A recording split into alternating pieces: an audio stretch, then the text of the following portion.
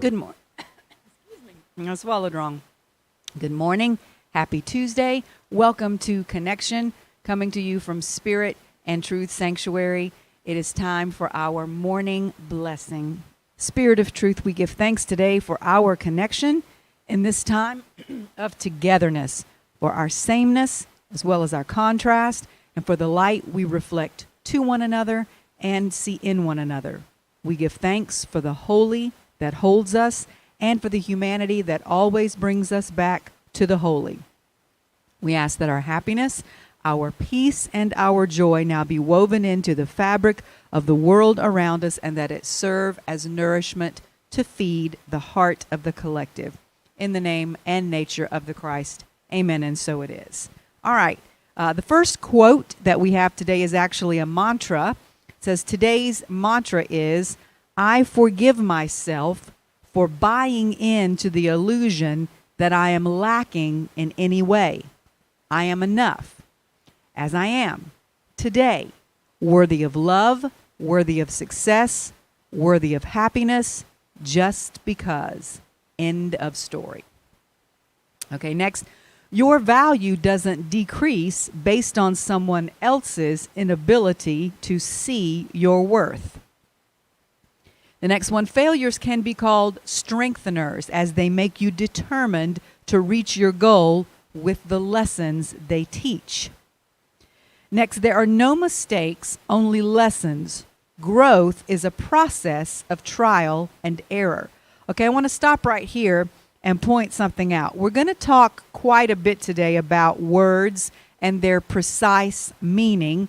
And this word trial has several different definitions. We use it when we're talking about the formal process of going before a judge and a jury to present evidence in a court case. That's one of its meanings. But most often, when we hear the word trial, we think of it in terms of trials and tribulation, something very difficult and uncomfortable that you have to go through. However, it also means exactly what it says in the quote that I just read. Trial and error, as in you try something or you give it a trial run, and if it doesn't work, if there's an error, you simply try something else. And that's the context and meaning I want you to think of that word in when I read this next quote. The gem cannot be polished without friction, nor man perfected without trials. Now, that doesn't necessarily mean pain and suffering as in trials and tribulation. It means trying something that may be outside of your comfort zone. There may be a bit of friction that's uncomfortable, as I said on Sunday. But if it doesn't work, you get right back up on the horse and try again. Or you try something else. You find another approach. Okay, next quote. I have never failed. I have just found 10,000 ways that won't work. I believe Thomas Edison said that when he was trying to figure out how to when he was inventing the light bulb. And lastly, true humility is not thinking less of yourself. It is thinking of yourself less. All right. This concept is what I want to focus on for a bit to begin our teaching today. It came from a book called Mere Christianity by a man named C.S. Lewis. On Sunday, my brother talked about us being at peace with being good or with our own innate goodness.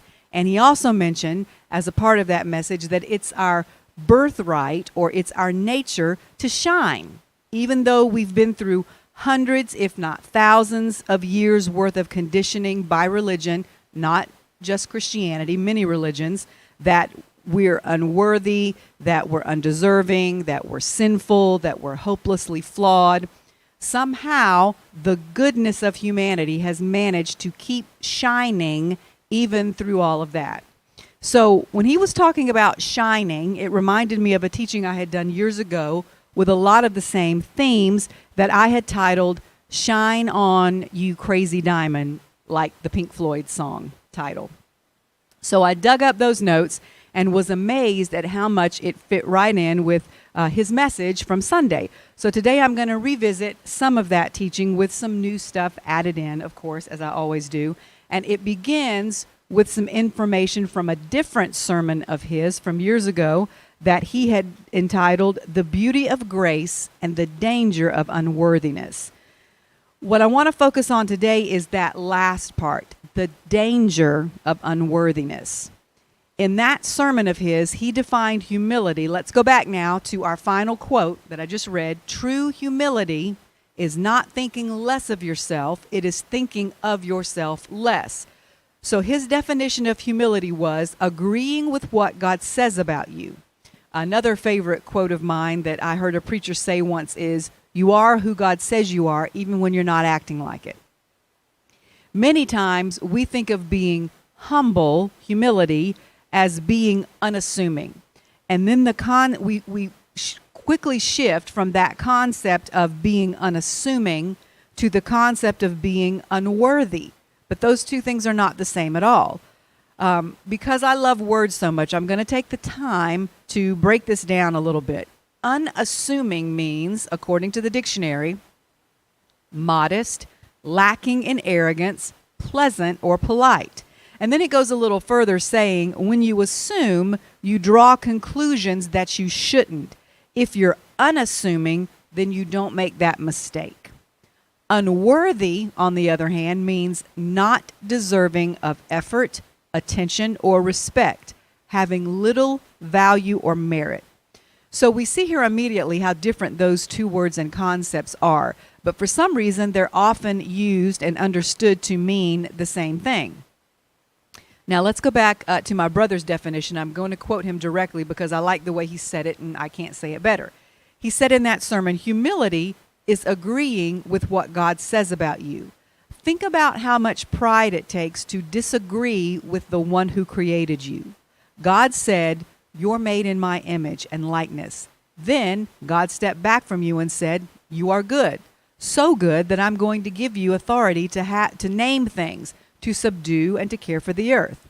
And I would add, as he did later on, but I'll stop quoting word for word now, God also gave us the power and authority to create as he creates, which will be an important point a little later on in the teaching. So it's not being humble to think less of yourself, as the C.S. Lewis quote says. Thinking less of yourself, according to both C.S. Lewis and my brother, is not true humility. In fact, that's the ultimate demonstration of pride, because you're actually disagreeing with God about who he says you are and who he created you to be. You're telling God that he did not do a good job. True humility, the quote continues, is thinking of yourself less, as in spending less time thinking about yourself, being less self-conscious. I hope you understand what I mean when I say that. So since we're defining words and looking at the difference between concepts that seem similar to each other but are not, let's break down two more words. Being self-aware and self-conscious are two different things, just like being unassuming and unworthy are two different things. Being self-conscious is feeling uncomfortably nervous or embarrassed when you're in the presence of or when you're being observed by other people. This equates to the part of the C.S. Lewis quote that talks about thinking less of yourself. You're making yourself small because somehow you're ashamed or embarrassed. You're always worried about how you look or how you sound because to other people, because there's always this underlying feeling of not being good enough, unworthy, all of that programming. So you spend a great deal of time thinking about yourself and how you're presenting yourself to others because you don't have confidence in your presentation. Self-awareness, on the other hand, is having a clear perception of your personality, including your strengths, weaknesses, thoughts, beliefs, motivation, and emotions. Self-awareness allows you to understand other people, how they perceive you, your attitude, and your responses to them in the moment. And that equates to the part of the quote that says, thinking of yourself less. You spend less time thinking of how you're presenting yourself because you're already aware of and have hopefully made peace with who you are, your strengths as well as your weaknesses, and you are able to spend more of your time with others, actually interacting with them in the moment and putting more of the focus on them because you're not having to worry so much about you. So true humility then is actually having a certain level of self-confidence because you agree with what God says about you, which is that you are made in His image and likeness with the same ability to create as He does. But, as we've talked about before, you're not born knowing how to create on the same level as God because you are literally, physically, mentally, and spiritually a baby.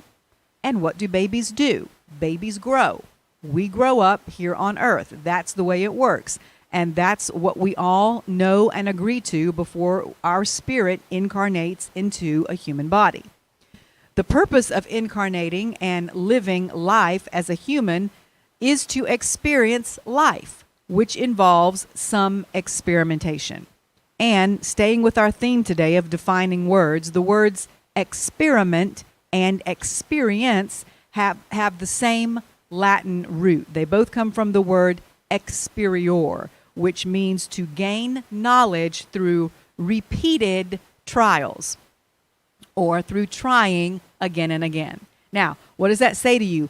We don't come here knowing everything already. We're going to have to experiment with life, specifically with our ability to create. To experiment means to take a course of action tentatively adopted without being sure of the eventual outcome. So we're going to have to go through this process of created repeatedly until we get it right. Just like anything else you start out doing that you have the ability to do, but not the mastery of just yet, you have to practice. Creating is an innate ability we have, but it is our job to cultivate and perfect that ability as we grow. And an important thing to remember is that God is aware of this. He knows. If we use the common model of God as our parent, our mother, and or our father, then look at it from that perspective. When your toddler is first learning a skill, to walk, to feed herself, to tie his shoes, anything, you, as a loving parent, don't expect that child to get it 100% right or to do it perfectly the very first time. Of course you don't. And the fact that it requires repeated attempts for the child to learn a new skill doesn't make that child unworthy in your eyes. Okay. However, sometimes the child, feels unworthy and upset with themselves when they can't figure out how to do something new. But it's always on their end, in their eyes, not yours. So in this parent-child scenario, it's clear that we are the child and God is the parent, and we've established that any feeling of unworthiness is all on the child or our end and not the parent or God's end, correct? Okay, so we're all on the same page. We'll revisit all of this in a few minutes, but right now I want to move on and mention something else from that sermon of my brother's that speaks to this process we've been talking about of creating by trial and error. We talk a lot about creating our own reality, and we do. But part of that conversation should be this conversation that we're having right now, that learning to create is a process that requires practice. And when we create for ourselves a reality that is less than desirable, it doesn't mean we deserved it or that we got what we deserved. It just means we haven't yet mastered the skill of creating perfectly and that we need a little more practice. Point 3 of that sermon was, never confess or believe that you deserve bad things, even if you invited it, entertained it, created it, and manifested it. You don't deserve bad things. Okay, why? 2 reasons. Now, this is me talking. Number 1, because you were originally created as a perfect being in the image and likeness of God, a little God, if you will, who is completely worthy. Remember, a long time ago, we had a teaching about changing the conversation, where we said the world is perfect. There are just a lot of people in it having bad conversations. Okay, so everything bad that has ever happened to anyone is a result of one of those bad conversations that was man-made and based on misinformation. Because what do we know about things that come from God? Every good and perfect gift comes from above. No bad things come from God because God doesn't see or recognize anything he created as being unworthy. Not the world and not us. Unworthiness is a perception on our end.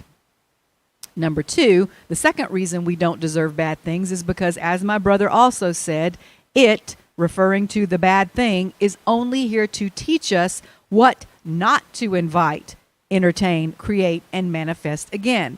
It is not here to teach us we're unworthy or to tell us or to indicate that we are unworthy. Yes, it's here. Yes, we own it. But as children of God, made in his image and likeness, we deserve better than this because we are worthy. And two, we are here because we are here to experiment and practice. And we learn here on earth. The way that we learn here on earth is through comparison. This earth is a place of duality where we see and know everything in relation to its opposite. So creating something we don't want is one of the ways we learn what it is we do want to create. Which brings me to another point.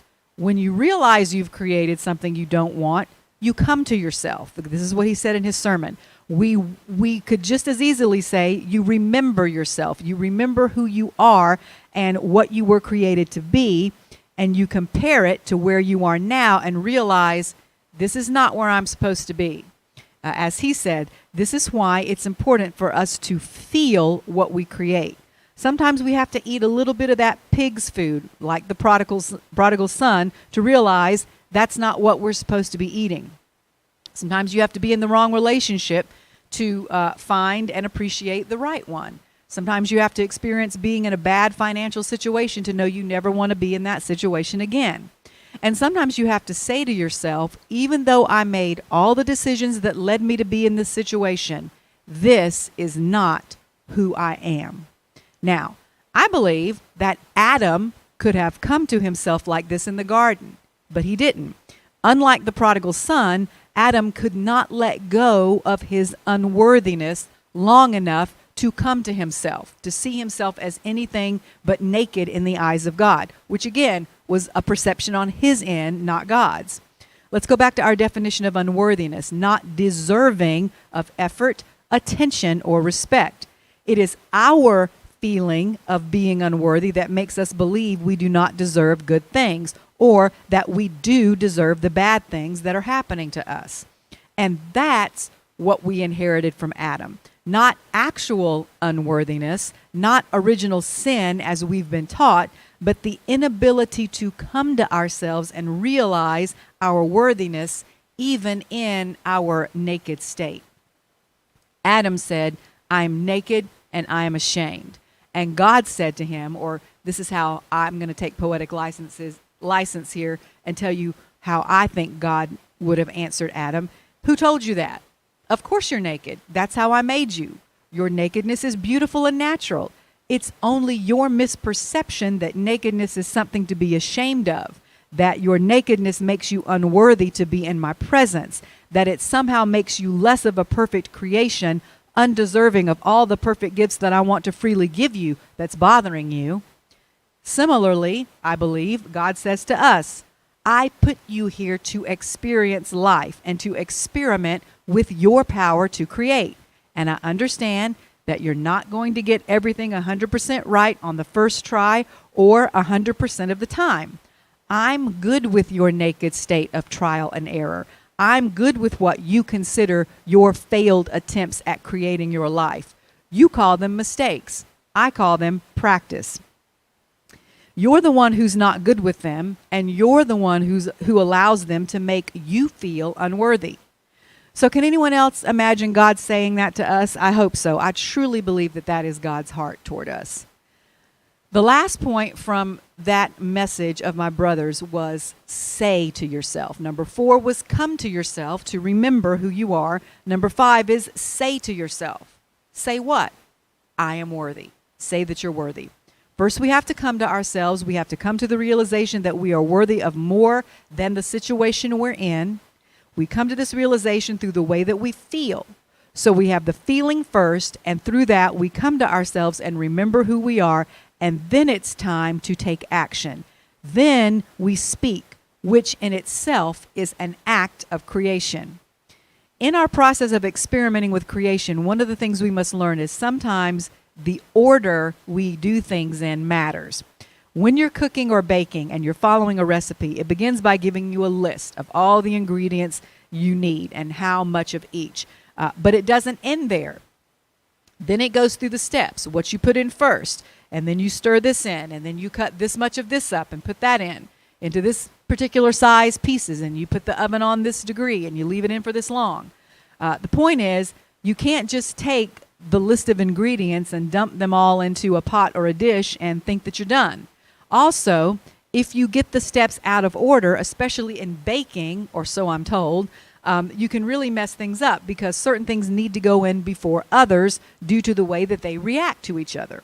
I was reading something the other day that I thought explained this concept beautifully by describing it in astrological terms, how and why the order that we create things in is important.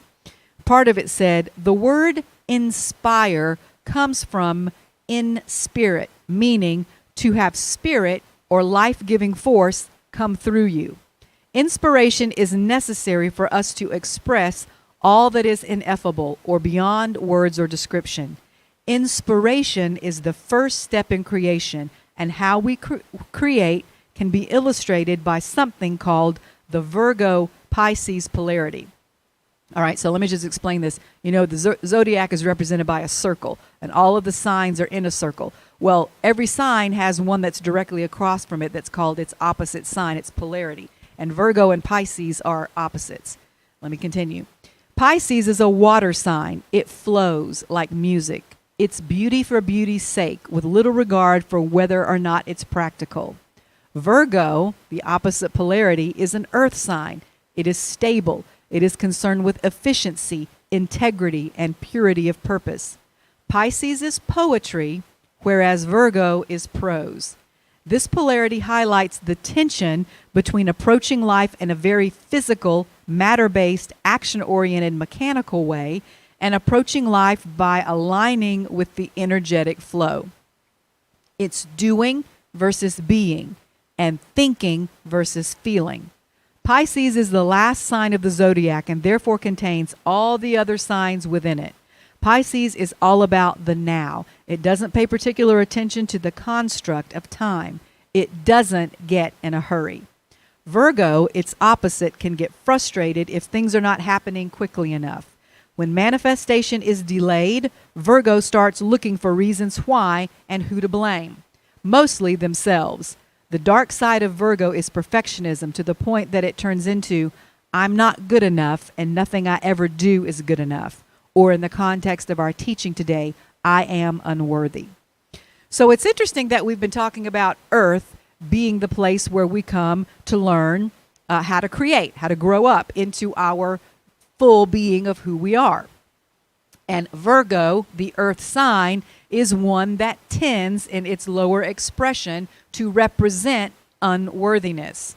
Virgo, as the information we just read tells us, is all about approaching life from an action-first standpoint, where its opposite, Pisces, is all about making sure everything feels right first and not getting in a hurry. And of course, in order to create, you've got to be concerned with both feeling and action. But just like in my brother's sermon, the order matters. You have to come to yourself, feel the feeling, and then say to yourself, take the action. Because we've been raised in a westernized culture, we've been conditioned to believe that action and thinking are far superior to being and feeling. But what did he say on Sunday? Good doing comes from what? Good being. All right, so you have to be first in order to get the do. You have to be good before you can do good. So but we've been taught the opposite, and we tend to act first and put more emphasis on the action part. In fact, we've been taught that showing our feelings or following our feelings too much is a sign of weakness, and that we must work very hard to manifest or create. Our culture glorifies struggle and highly values the warrior archetype. So we often make things much harder than they have to be. But from everything I've read and studied about the creation process, the inspiration, the inspiriting, which is feeling as if whatever you want to create or manifest is already accomplished, needs to come first, and then you can take whatever action is required. If you act too quickly, it's like climbing up a ladder that's leaning against the wrong wall, like we've talked about before. It's like stopping in the middle of the process. I've also said before that everything you need already exists, and it's orbiting around you just out of your reach. And the way that you attract it to you or pull it out of the void of creation toward yourself is by matching its vibrational frequency, which is all about the way you feel. I think I talked about that in a teaching, in that teaching that we did about the difference between begging, commanding, and allowing, the 3 levels of prayer. And we learned that begging won't get you what you want or need because it doesn't match the vibrational frequency of the universe, which is perfect and whole. In computer terms, the universe can't even open the file of begging because it doesn't understand the language. The universe, as God created it, doesn't speak that language. It also doesn't speak the language of unworthiness, which begging is a result of. If you don't feel unworthy, you don't beg for anything. When you feel worthy, you know you don't have to beg. So it's important for us to feel as if what we want is already happening first, but we've been taught the complete opposite. We've been taught to put our feeling nature on the back burner and to just push through and work, and think first. Then if there's time, we can feel if we absolutely have to. We've also been taught that our inner world, where things like peace and our happiness and our sense of worthiness reside, will get into proper alignment once we obtain, once we acquire through our hard work, whatever it is we're wanting or needing. But that's completely backwards too. And it's the result of this idea that everything is mechanical and that the only thing we get things is by acting and doing, working and struggling. We've been taught that our worthiness depends on how well we can act and do and work and struggle, when it's really the other way around. We must feel worthy first. Then we can speak and act from that place of knowing who we are and what we desire. We've been taught that we are separate from the natural world and from divinity, that God's power is outside of us. We've been taught that if we can convince this power outside of us to give us what we want, then we'll be happy. This totally ignores the spirit within us and the idea that everything that happens in the physical world happens in the invisible realm of energy first, what we call the void. If you want something new, you must create and manifest from the void. Otherwise, you are only able to work with what's already there, and it's just going to be more of the same. It will never be anything more than what you already have right now. Just like the prodigal son, you can serve it up any way you want. You can call it whatever you want, but pig slop is pig slop. And until you are able to feel that you are worthy of more and then find the courage to get up and step into the void and explore the chaos. Remember, void means chaos, and sometimes chaos is scary, but that's where all the new stuff is, all of the new material from which to create. Until you can let go of your unworthiness, you'll continue to eat the pig slop.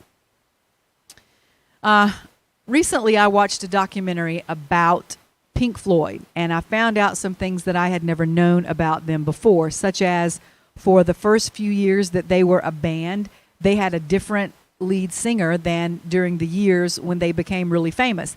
David Gilmour, who was one of my lifetime rock star crushes, was not always the lead singer. I never knew that before I watched this documentary.